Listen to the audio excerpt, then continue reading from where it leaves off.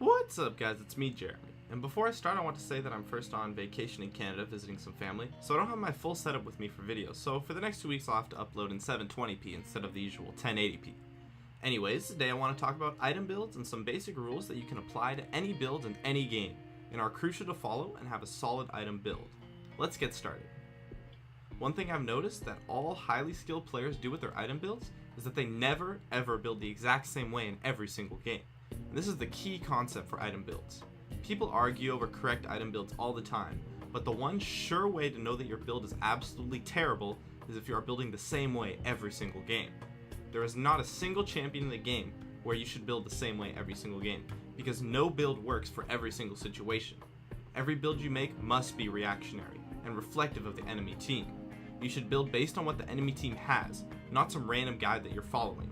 If you are following a guide, you have to follow it loosely, as pretty much all champion guides are very general. Also, a lot of people underestimate the value of a solid item build. You could have all the gold in the world, but if you don't have a good item build, you're going to be useless. One thing I see people do a lot is build fairly squishy on champions that are bruisers.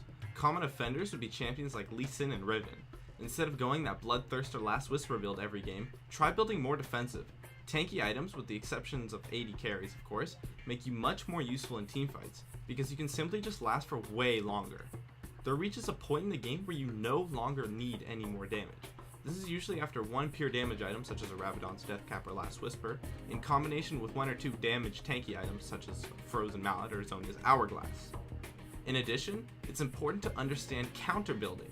As a general rule, defense counters offense, while penetration counters defense, as well as other key things such as Blade of the Rune King countering health, and Quicksilver Sash countering crowd control, etc.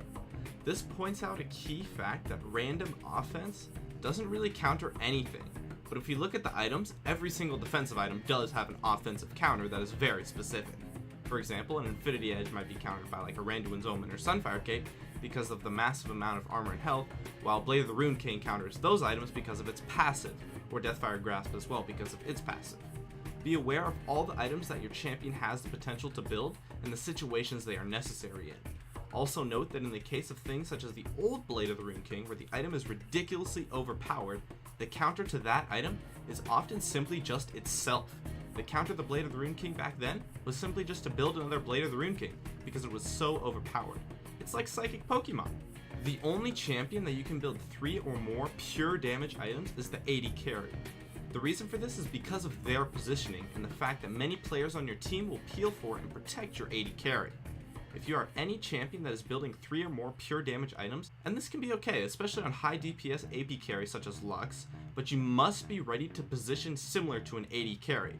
Otherwise you will be useless for your team because you get focused simply just way too fast and die instantly.